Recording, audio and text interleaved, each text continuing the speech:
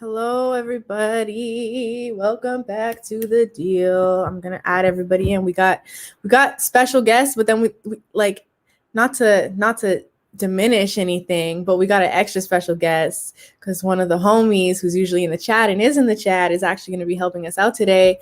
So I'm gonna bring everyone in one by one. We got Astoria Boulevard. We got Narcos Beats. And we got Bufo on the beat. Yo, I'm so happy. Hi, everybody. How's it going? Welcome back to the deal. If you're new here, welcome. You're always welcome. Pull up every Tuesday. We're here same time, same place. I'm Tia Gordon. I'm the playlist manager here at BeatStars. Let me get my little script off before we get into the actual interview. This show is about highlighting the community that have joined us by signing to BeatStars Publishing, which is a team effort between BeatStars and Sony ATV, who are the #1 global music publisher in the world. For more information, you can check out beatstars.com/publishing. And if you're interested in us representing you, there's an application form you can fill out. Make sure you are following our Instagram account at BeatStars Publishing to get better acquainted with our roster and get some free game on publishing. Before we jump into the interview, there's some things you guys should know. So I hope you're paying attention. BeatStars distribution, we're taking an exciting new step, and you can take an exciting new step within your career with BeatStars distribution to release your music to all major digital platforms. You can earn royalties from over 30 download and streaming platforms and keep 100% of the earnings, and we collect for you. So learn more at beatstars.com/distribution if you're interested in that. And there's a new remix challenge up for you guys. So Paul Wall has teamed up with us for an all-new Smoke for Free remix challenge. You can enter the contest for a chance to win up to $7,000 in prizes just by downloading his free acapella and creating a new beat or song over it and submitting it to beatstars.world/Paul Wall. The last day to enter is December 18th at 11:59 p.m. PST. So don't sleep on that because that's always fun. Every time I hear Paul Wall's name, all I hear is, "What it do, baby? It's the Iceman, Paul Wall." Anyway, let me unmute everybody so we can get introduced. Let's start with Astoria. Hello, how are you? Hi. Can you introduce yourself and tell us what kind of music you make and how you got started? Well, I'm from the UK, and I'm really bad at this type of thing. Sorry. No, take your time. So, who you are, where you're from, and what kind of music you make. So, my name's Lewis, and I'm a producer from the UK. I mostly make pop, hip-hop type stuff, sort of in between. It's all sort of blending these days anyway. And I got started because I wasn't going to school and I was at home, and I was just making beats instead of going to school, which I don't recommend, but school's not always the most fun. It works for some people. No pressure though, because we know you can make a living by working from home. Narcos, can you please introduce yourself? Same question, who you are, where you're from, and what kind of music you make. Hola, antes que nada, bueno, yo soy Narcos Beats desde España y bueno, llevo produciendo ya casi 20 años, desde el año 2000, y mi estilo de producción la verdad es que es de todo tipo. He hecho desde ritmos latinos que hago hoy día hasta el hip hop más underground, rollo Biggie de siempre. O sea que he pasado por todo ese espectro de instrumentales. Y Bufo, te toca.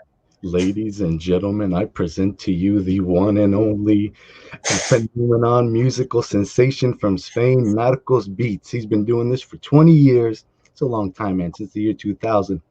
Making music ranging from the amazing Latin rhythms, Brazilian rhythms that we hear on his page to, you know, the old school boom bap. You see his Biggie shirt he's got on there with the crown. I got the same shirt. Shout out Biggie, R.I.P. So, yeah, that's pretty much it. He's the homie. He makes some amazing music, guys. If you don't know him, definitely check it out. I'm going to hear some of his music later, so I'm super excited to be here. Thank you for the opportunity. Thank you for translating. I'm so excited that we have you guys both here today because it's still so important to hear everybody's perspectives. And yeah, so I want to know, how long have you guys been a part of the BeatStars community, and when did you decide to move your career online? And I guess we'll start with Astoria. So I initially started on BeatStars in the beginning of 2019. So I was under a manager for a few years, and I was just trying to get placements and stuff like that. I was leasing beats here and there, and it just wasn't really working for me. So I decided to give BeatStars a go, and it's just gone upwards from there. Very grateful for the platform. It's really changed my life. I've been able to quit my job and stuff, and can't recommend it enough for people. What were you doing before you quit your job? What was my job, or like what? Yeah, what was your job? All right. I worked in a shoe shop, like organizing the back shelves and stuff, and my girlfriend used to own a cafe, so I worked in that for a little while. Like, oh, you say cafe, don't you, Americans and that? We say cafe. Yeah, so that's what I did for the past few years. So I want to talk more about how you made room to just shift your career. But Narco, same question. How long have you been a part of BeatStars? Yo empecé en el año... Tenía una cuenta, hice un cambié mi nombre de producción. Antes era 5 comentarios y cambié a Narcos. Entonces, con esa primera cuenta de 5 comentarios, yo hice una en 2015, 2016, al principio o incluso antes, cuando empezó BeatStars, probé. Y cuando hice el rebranding, fue hace ya un par de años atrás. Y ahí es cuando he estado subiendo constantemente bajo este nombre instrumental casi que a diario. Okay, cool. So he said he started doing this first under a different name. The name was Sin Comentarios, but Cinco is the number 5. So that's a pretty cool twist he put on that. But that was like his first phase. Then when he rebranded, he went into Narcos Beats. ¿En qué año fue ese? What year was that? Creo que fue en 2017, finales del 17, principios del 18 más o menos. Yeah, 2000, at the end of 2017, 2018. ¿Qué año fue que te uniste a BeatStars, me dijiste? What year did you join BeatStars? Con Sin Comentarios, es que no sé decirte, pero fue al principio prácticamente de empezar la página. Me hice una cuenta y empecé a subir cosas, pero de manera usual desde que me cambié el nombre a Narcos. O sea, cuando ellos mismos empezaron, cuando BeatStars recién Eso es, sí, oh, eso es. So he joined BeatStars under his other alias when BeatStars had just switched from Beat Kings to BeatStars. So he's been rocking them for a long time, you know? That's dope. Fire. So you've been with us for a very long time.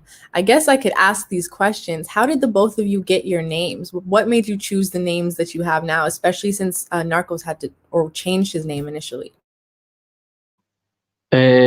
Pues el cambio de nombre se debe a que Sin Comentarios para los hispanohablantes es relativamente fácil de hacer el juego de palabras que decías tú del número, pero para los angloparlantes o francófonos no sabían de dónde venía, era imposible que lo escribieran bien nunca, incluso los hispanoparlantes lo escriben mal, y era como, ok, vamos a cambiar el rumbo. Narcos, estaba justo además el momento de esplendor de la serie y fue como, ok, es el momento de cambiar el nombre.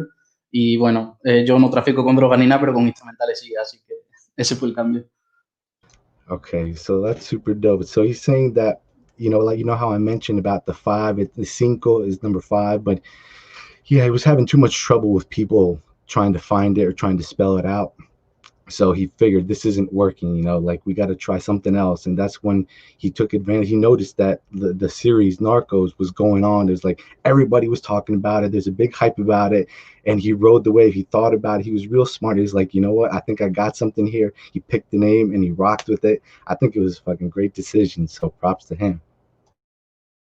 That's amazing. Making yourself more accessible is very important, especially in the world of online beat selling. What about you, Astoria? How did you get your name, or why did you pick your name? Mine's a bit of a different story. I was in New York and I was staying with a friend, and I was using his shower, and I was having one of those moments where you just think about your future in the shower and what you want to do. And I was like, right, I'm going to open a beat store. And then I was like, what can I call it? And I just glanced, and his shower curtain was the New York subway. And I just seen Astoria Boulevard station on there. And it just kind of went from there. I ended up going there a couple of days later. So I was just like, it's meant to be type thing. Wow. Okay, then. Interesting. Well, I mean, you kind of downplayed your story. I feel like that's like an aha moment, like an epiphany. So I'm excited for you. Why did you guys decide to team up with BeatStars as far as publishing goes? Astoria, you first. When you look at BeatStars, it's such a good company, and I know that everything that they do going forwards is just going to be a great thing. So that's why I jumped on board, and everyone behind the scenes is just, they know exactly what they're doing. Like, I've had a few legal problems with music, and then they've just like sorted it out, and just everything's just super professional. I just know I'm in good hands. Beautiful. What about you, Narcos? Pregunta que por qué empecé, ¿verdad? En BeatStars, por qué acepté el trato con ellos y etcétera, ¿verdad? Pero vamos a ver, Okay. vamos a estar seguros. Can you repeat the question just to make sure, please? Why did you want to sign with BeatStars Publishing? Pues un poco lo que decía, es una página muy profesional que a día de hoy yo creo que para productores es la más grande a nivel mundial, y ese apoyo, tenerlo detrás, siempre es importantísimo para ti como profesional y como marca propia. Que la compañía más grande de instrumentales te firme, te hace pensar que la calidad de tu trabajo es buena y que por eso están pendientes de ti. Entonces, principalmente el marketing que mueve eso no lo mueve otra página, y en ese aspecto es un deal bueno para todo el mundo. Okay, cool. Yeah, so he's basically saying that there's nothing like having the industry tightened, or like one of the best in the game behind you. And I don't mean just like supporting wise, but the fact, what that means, that it means that they believe in your music, they believe in your brand, they believe in you, you know, that there's value, they see value, so that they're worth investing in. So he appreciates that, and that was really like one of the big reasons, the fact that you have, like I said, one of the best in the game behind you, supporting everything you do, going to battle, not for you, but with you. You know what I'm saying? So that's a great thing. So I appreciate it. I love learning about this stuff. Thank you. That's a great answer. And I hope the team gets to hear it, because I know they'd be gassed up to hear that. Speaking of having a team behind you to support you, and also as far as the legal stuff, Astoria, you had mentioned to me that you had a song placed in Madden that you did not get credited for. So my question to you is, how do you deal with things like that in the industry, you know, getting your credit and making sure that all of the dots are connected so that you get the shine that you deserve? I think like my biggest advice in hindsight would be to just follow up on everything, because I've sent so much music out over the years and I haven't really followed it up. Like, there's people out there that I've like collaborated with that could have leased stuff to people, and I don't even know. I've sent so much stuff out, and you just gotta keep on top of things and stuff like that, because it's very easy to slip. So how did you find out the song was placed, and were you able to resolve that, or what did that process look like? So I was literally doing what I said. I was just following up, and I seen the guys that I'd worked with, and they had posted that they had the placement, and so I was like, oh, I'll listen to the song, see what they're doing or whatever.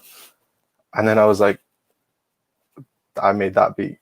And I was kind of went into a bit of a spiral of being super angry and being like, oh my god, I'm gonna call them out, I'm gonna do this, I'm gonna do that. But after I calmed down, I just contacted some people that I knew and at BeatStars, and it's going through the process now of it being all sorted out.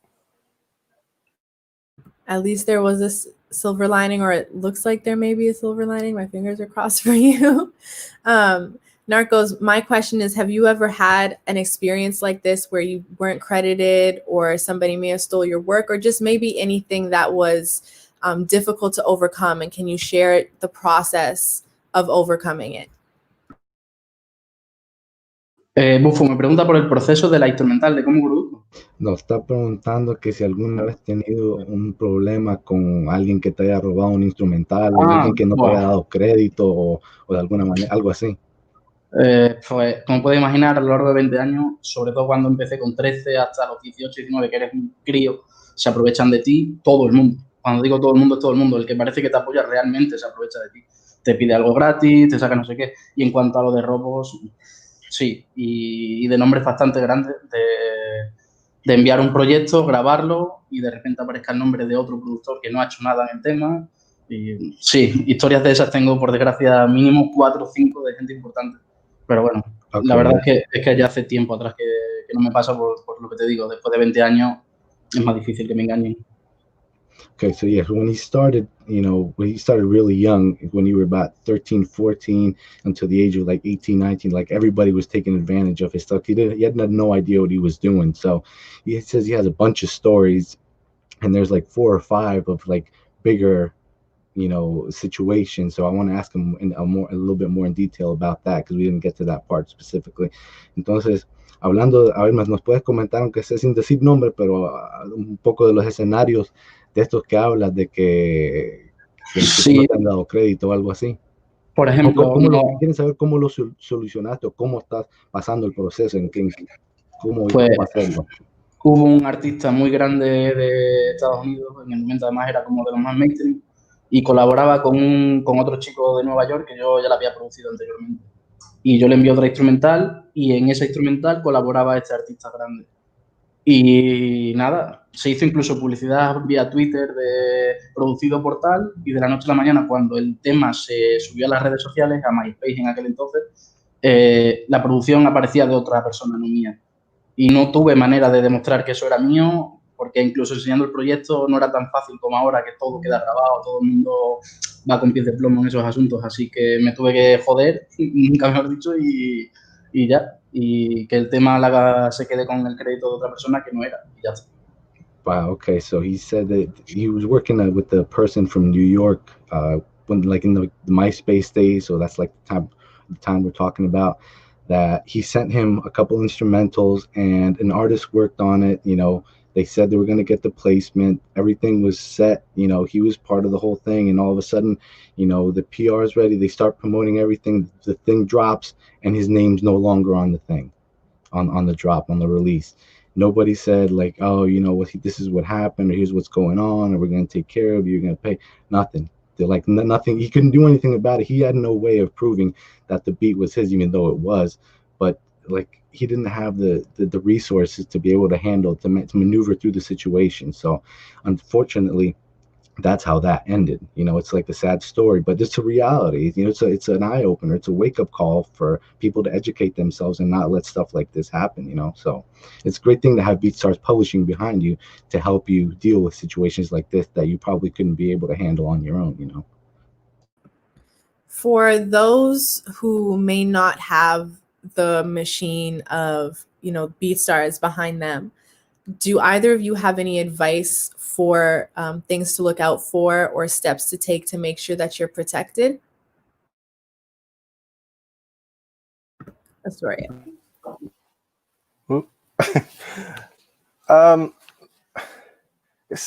There's a massive gray area in music when it comes to this type of thing, and it's very difficult. But I wouldn't really know what to do if I didn't have BeatStars behind me now. I really don't know what I'd do for this type of situation, honestly. Got it. What about you, Narcos? Nos pregunta si sabemos cómo actuar ante estas situaciones y tal. Sí, que si crees que estás preparado, que si has aprendido, o qué pasos podemos tomar para estar más preparados en situaciones así. Realmente lo que he aprendido es que simplemente que soy una persona más mayor, es más difícil engañarme, que cuando me pasó eso, que tenía 16, creo, recién cumplidos, que evidentemente no sabía nada. Encima la barrera del idioma, era todo muy complejo en ese momento. Y ahora, si te digo la verdad, si me vuelve a pasar algo así, 100% no creo que tenga las utilidades para demostrar que eso es mío y poder echar hacia adelante yo solo. O sea, tendría que hablar con alguien que entienda del tema. Yo, desde luego, por mí mismo no me veo capacitado en temas legales. La verdad es que no entiendo demasiado. Okay, cool. Yeah. So he's basically saying that there's no substitute for experience. Like you have to get in the game and get, like talk with people that know about this stuff because he's being honest. He's saying I don't feel like I know about this stuff enough to be able to represent myself or go through the processes that we have to go through to resolve this. So that's why he's so appreciative to BeatStars Publishing, to the team that gives you that confidence that, you know what, I can focus on what I need to focus, the music, my brand, and I have other people supporting me to make what we need to make happen. It's true. There's no substitute for experience. I'm glad you said that. I think in part of educating, I know a lot of people just want to go out there and create and just make the music and have fun with it that way. But it's very important that you take the time to at least learn the basics sometimes. So something as simple as going on to like BeatStars YouTube and watching some tutorials, or just Googling, looking up publishing, go on BeatStars Publishing and look up what publishing is, making sure you're registered with whatever performing rights organization so that you can collect if somebody, does cut a track on your beat or your instrumental. Take the time to learn the basic business so that you have somewhat of an idea of what you're dealing with. But then speaking of business, what are some of your guys' tips and tricks for getting the best business on BeatStars? What are some tools that you find are most helpful? What processes do you take? How often do you upload? Things of that nature. And I'll start with a story as well. So in terms of the business, I try and find as big a niche as I possibly can. So rather than making a beat and liking it and everything, like especially when I first started, my first instinct would be to go think of the biggest artist you can possibly think of, because that's going to get the most people going. But that's really not the case, I've found anyway. Like it works for some people, but it definitely didn't work for me. So I'd go on Spotify, Apple Music, whatever, and I'll listen through playlists of people that are up and coming and stuff that's similar. And then if it fits, then I'll use their names and whatever. And then just talking to people as well is quite a good way to get sales as well. Do you have a newsletter or anything that allows you to connect with the people that you're selling with, or do you just DM people and say, hey, I think you should check this out? What does that look like for you? At the moment, I literally just upload on YouTube. I'm not really good. I'm just getting used to Instagram and stuff, but I'm working towards getting a newsletter and stuff along that lines. Cool. Narcos, what about you?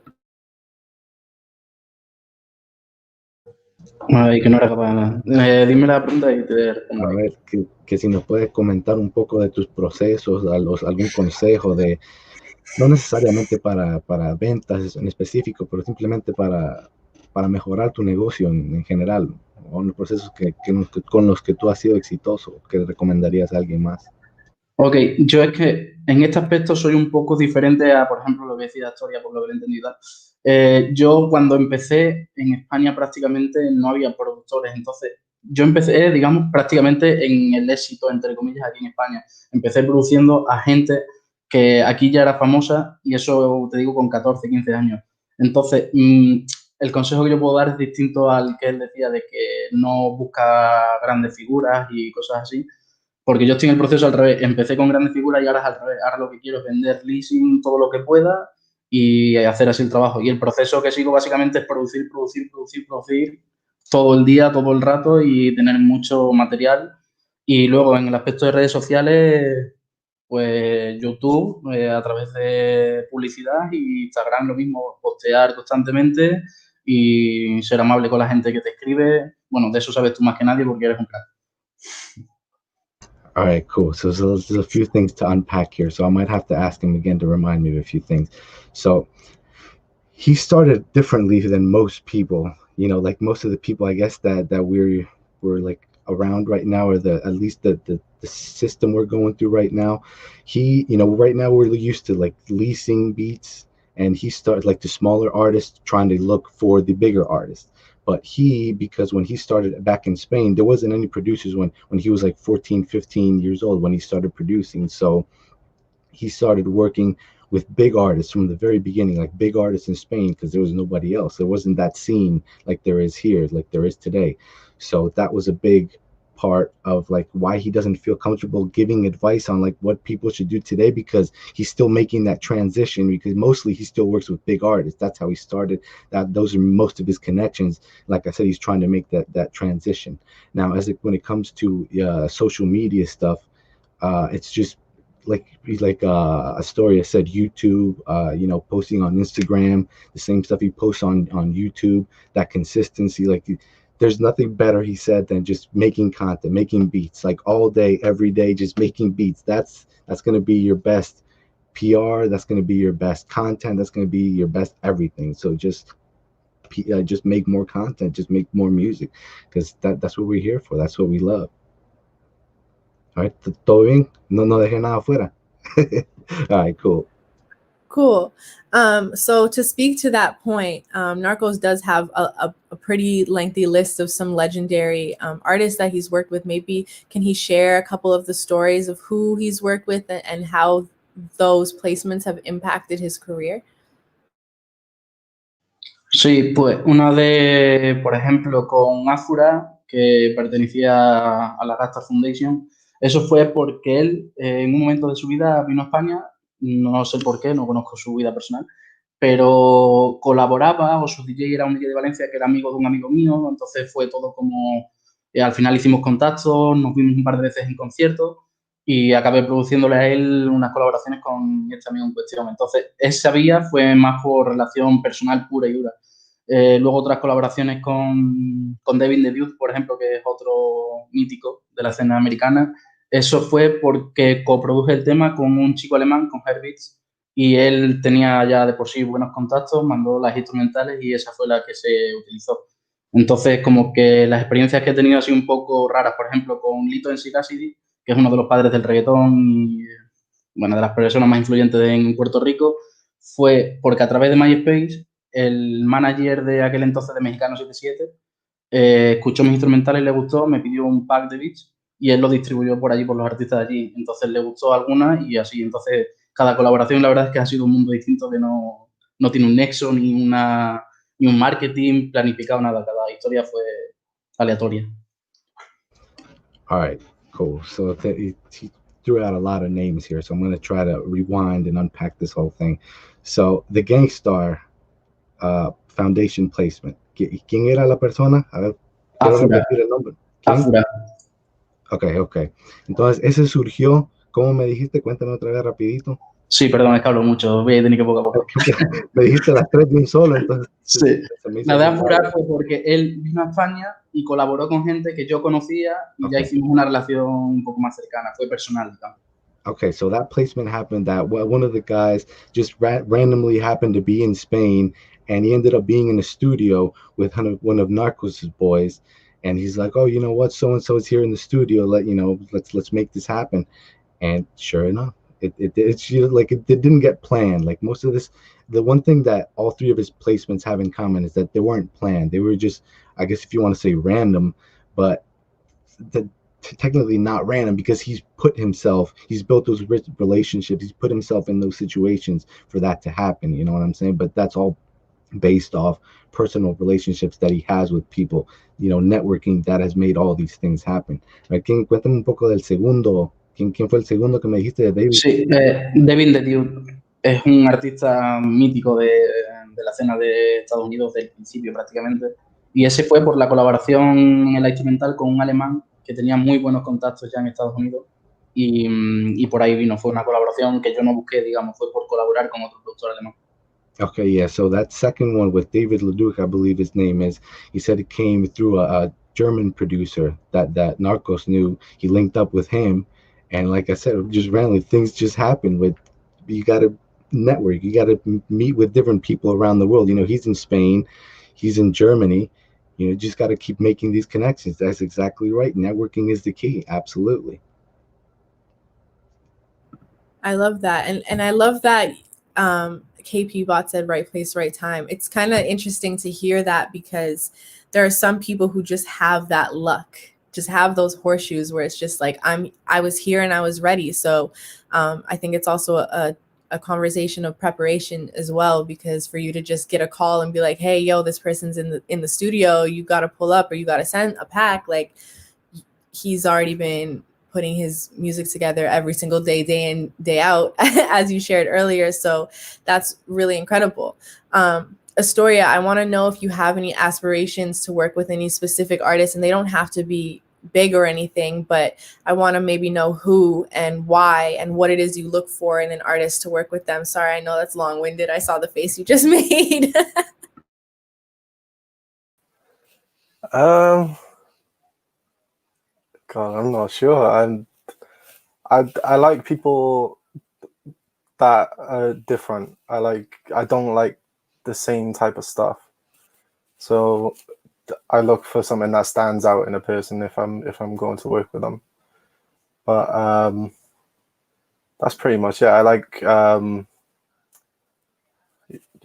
that are influenced by lots of vintage stuff as well. I like old sounding stuff. That's another thing. Gotcha. I want to get into the music, but I want to know what are some of your do's and don'ts for networking? Maybe I'll ask this to Narcos, because he said that a producer in Germany got in contact with him for one of his placements. So how do you make and maintain these relationships when you're in different parts of the globe? A ver, ¿qué recomienda a qué hacer y qué no hacer en estos escenarios para mantener las relaciones con la gente? Por ejemplo, esta persona, ¿cómo ha mantenido esta relación con la persona alemana, el productor este que te ayudó con el placement? Yo creo que básicamente, tanto con la música como para todo en general, la clave de las relaciones es ser real, no forzar la situación. Yo colaboro con gente que, aparte de que me guste su música, me tienen que caer bien ellos, me tienen que parecer buenas personas, que tienen unas ideas de la vida parecidas a la mía. O sea, no me vale solo con que sean buenos músicos, por ejemplo. Y yo creo que esa es la clave, o sea, buscar gente afín a ti, no solo musicalmente, sino personalmente también. Es la única manera de mantener viva una amistad o cualquier tipo de relación. Okay, Entonces, cool. lo único que no aconsejaría sería, pues, ser, como decimos aquí en España, un bien queda, ¿no? Decir todo lo que el mundo quiere oír siempre. No sé, si tienes que decir algo malo, dilo, da tu opinión, ese tipo de cosas. O sea, ser natural, diría yo, que es lo más importante. Cool. Yes. So a couple of things. One is to always be real, no matter what. Like, don't, he said a phrase that I haven't heard and what they use in Spain, but now that I've heard it and it makes sense why they use it. And it's like, don't be a crowd pleaser. Just like, don't give them what everybody wants, like what everybody's asking for. Just be real. If you're not feeling the vibe, like, say it. Like, even if it's in the studio, like wherever it is. And like he says, he doesn't feel comfortable collaborating with people that he doesn't vibe with. Like, if you don't have, I don't want to necessarily say the same worldviews, but you got to connect, you got to vibe. There's got to be some sort of relationship. It's not just all about the music.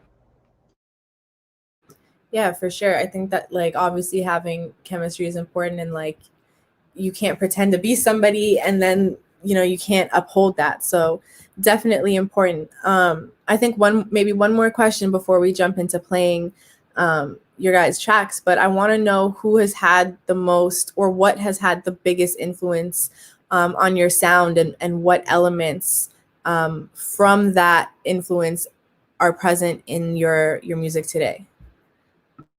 Astoria. Do you mean like an artist, or an artist, a producer, an experience, what have you? I'm massively influenced by John Bellion. He's a really big influence of mine. I just really like his like old swingy hip hoppy sound mixed with like pop stuff. That's a big thing. And Labyrinth is also another one. He's a UK producer. I think he's getting pretty big in America at the minute with the Euphoria soundtrack. He's another huge influencer of mine. And so what elements from him have you been able to maybe shift into your music, or what's something you look to that he or these people do that are like it for you? So Labyrinth, I like how he just takes his music sounds old but new. Like you feel like you've heard it before, but there's just so many wacky elements to it. I think it's great, and I could say the same with John Bellion as well. He's got a lot of older influences and stuff like that. So it's like the nostalgia that you're looking for. Got it. What about you, Narcos?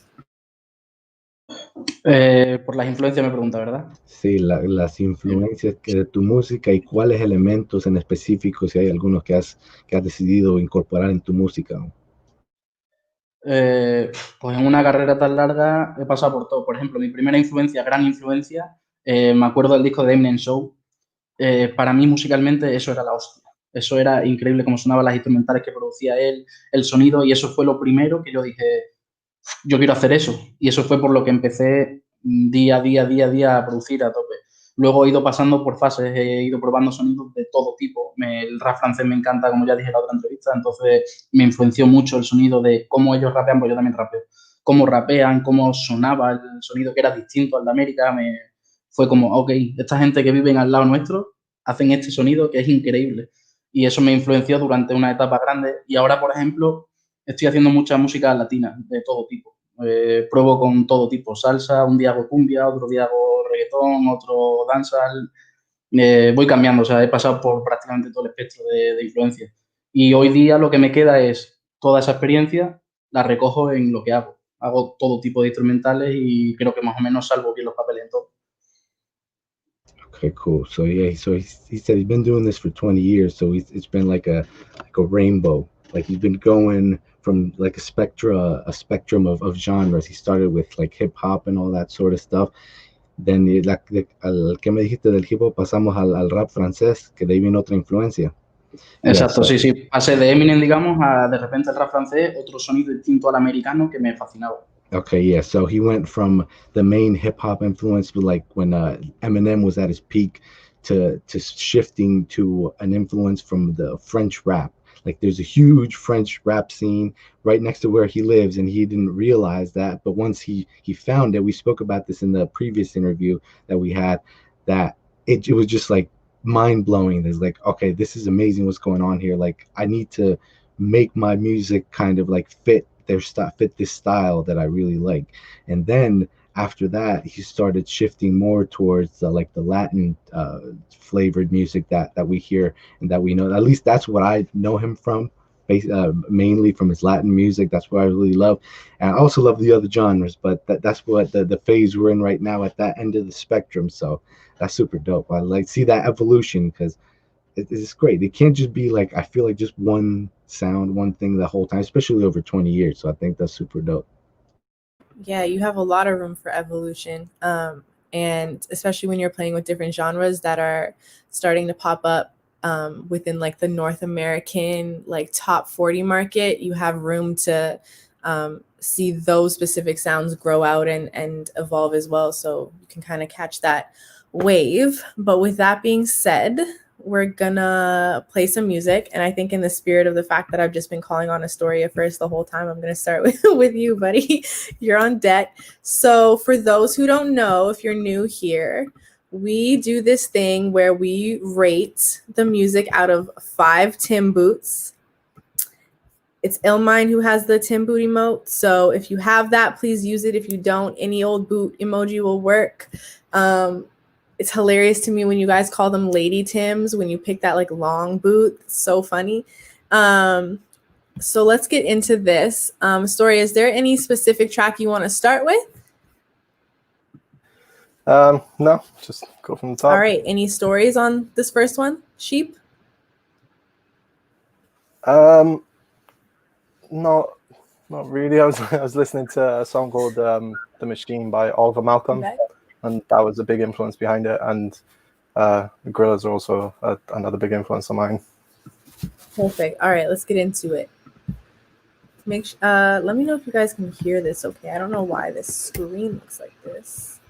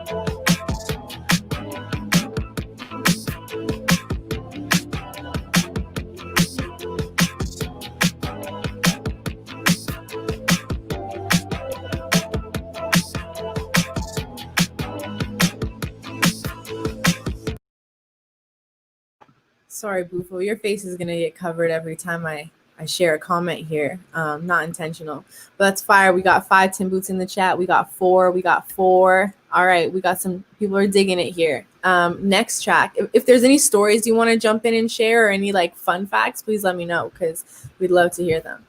But this next one is called Mountains.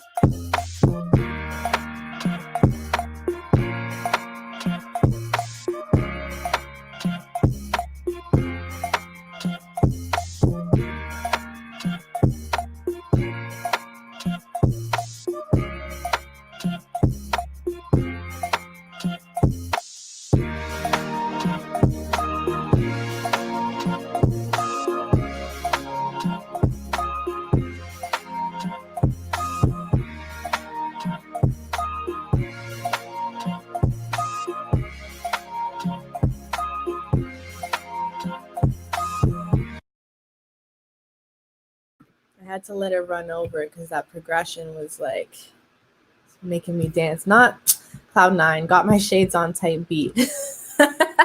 All right, next, Faith. This is the highest played track that's in this playlist. Is there any particular thing that you did that made this catch on, or? I'm not sure. I know it got quite a lot on YouTube.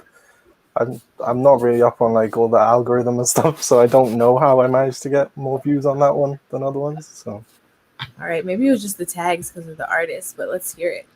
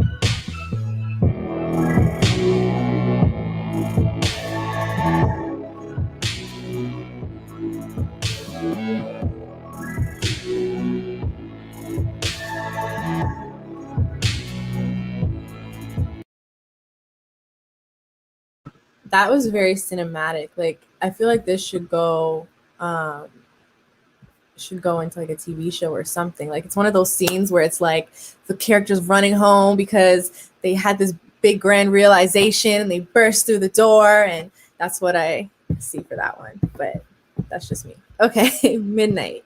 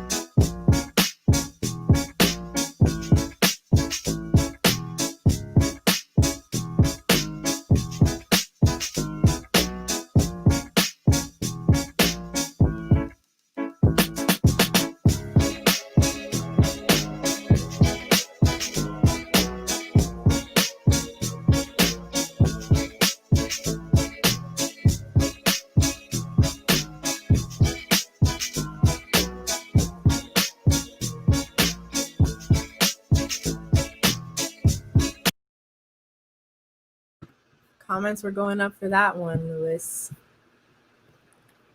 Might be onto something there. All right, last one. Do you have any final words? This one, I just set up my microphone, so it's just got loads of weird little vocal sounds in there. Let's do it then. This is the last beat by Astoria Boulevard. Let's hear it.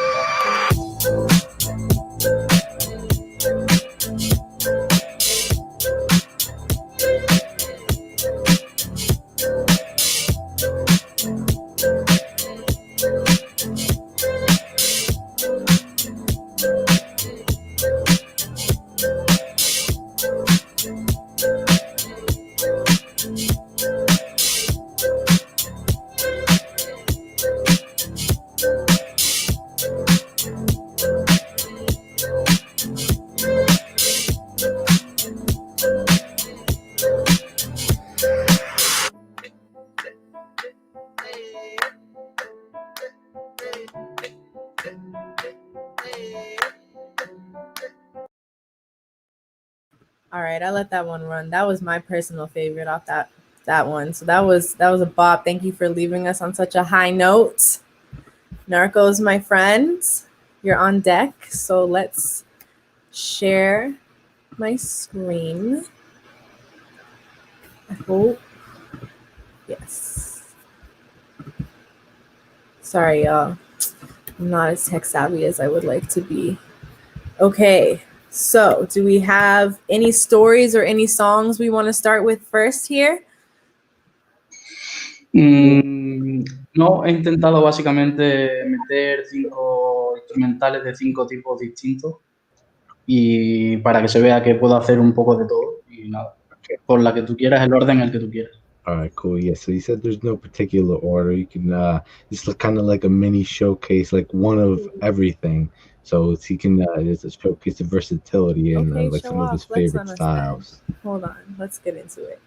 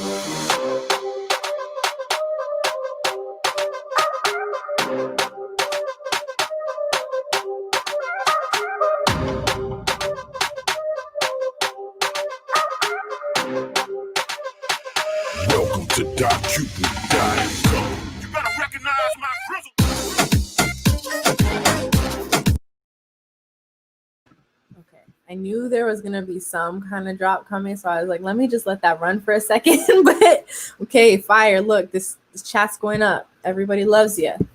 Let's play the diss track type beat. This is a safe space, y'all. Hold on.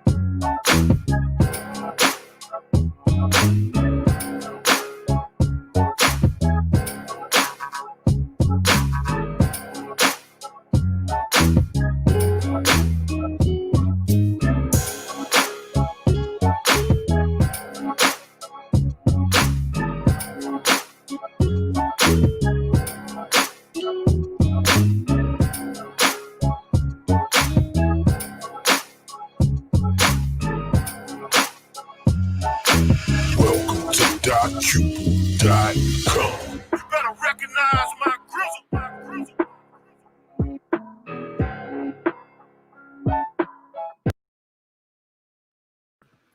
Okay, everybody was ready to scrap.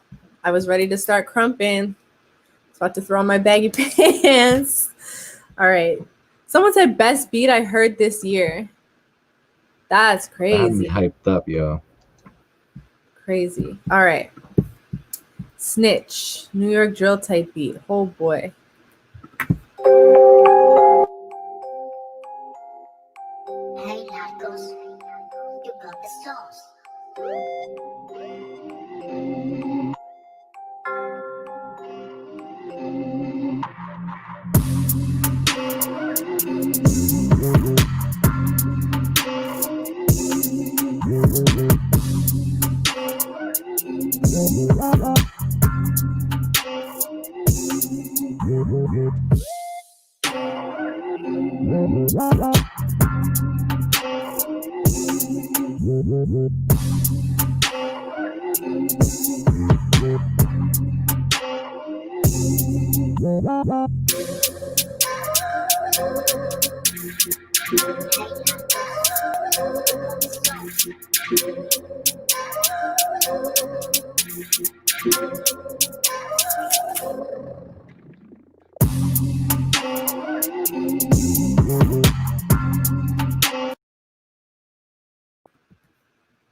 Felt the vibes, man.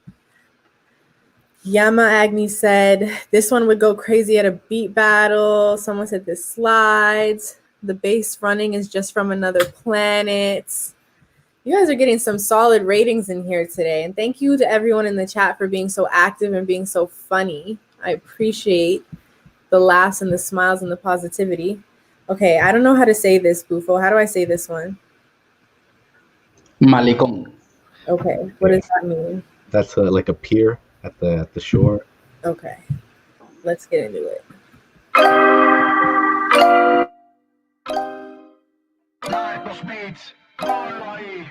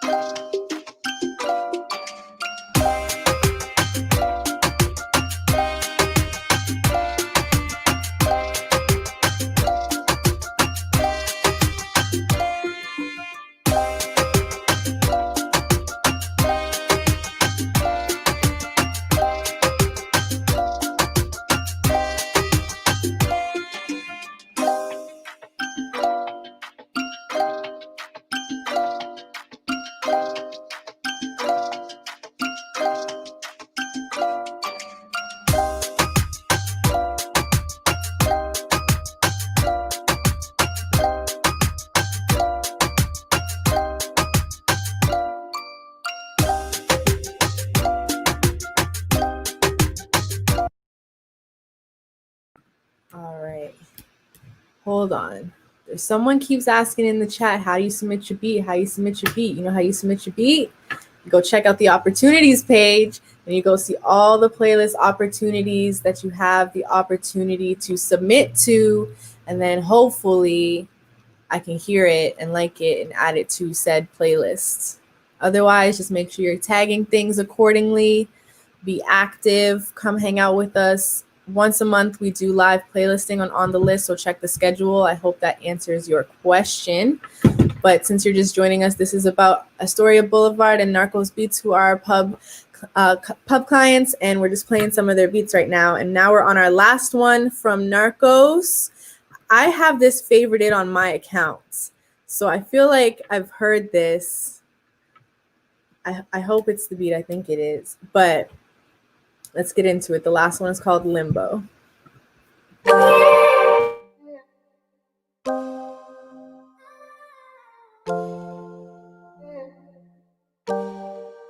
Narcos beats, ponlo ahí.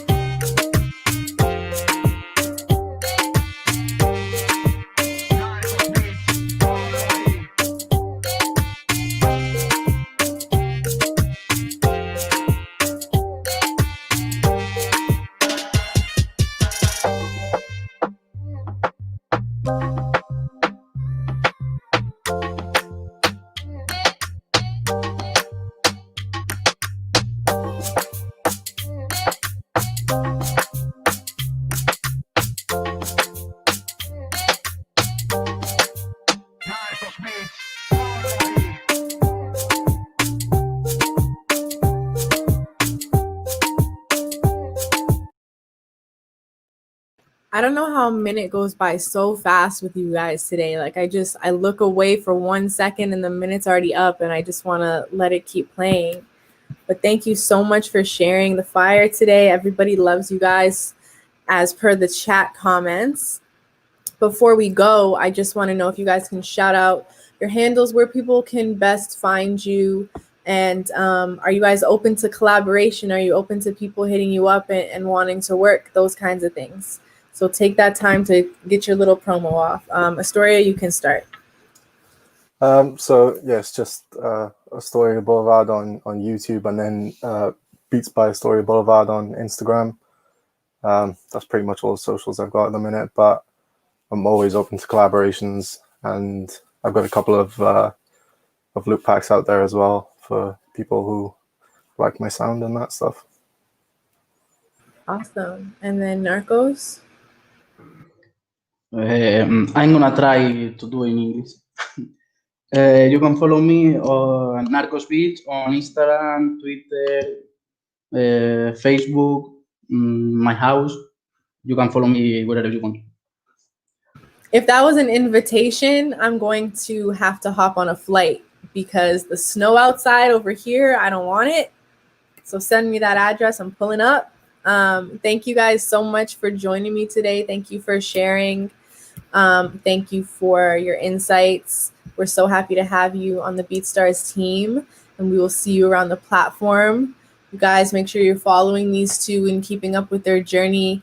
Make sure to follow BeatStars Publishing, and we will see you guys next week, next Tuesday, same time, same place. And if for whatever reason you missed their handles in the chats here, you can also check out the BeatStars Instagram page. If you look at our schedule, if you look at our story, we've tagged those who have joined us today. Shout out to Bufo for coming in and translating for us today. He's always in the chat hanging out, spends a lot of time with the BeatStars family. So make sure you also give Bufo a glance too. You can go ahead and shout out your handles as well before we head out. Yay! You can find me at Bufo on the beat anywhere and everywhere on all social media. Sparta, New Jersey in the house, Guatemala, Ecuador, toda mi gente latina, un abrazo, saludos, bendiciones para todos, se les quiere. Nos vemos en el 2021. And yes, he is everywhere. Bufo is literally everywhere. I have no idea what he just said, but what he said. All right, y'all. So see you guys next week. Be safe out there. Wear your masks. Be nice to people. Don't spam. All that. Bye, guys. See you.